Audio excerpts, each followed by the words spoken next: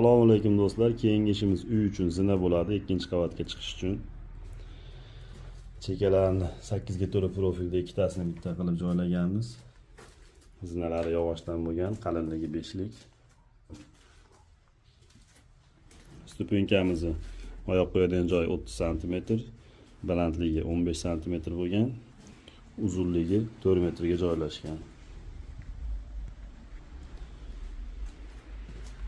Ko'rib turganingizdek baquvvat, mustahkam. Oyoq qo'yganda keyingi pog'onaga tegib qolmaydigan bo'lgan.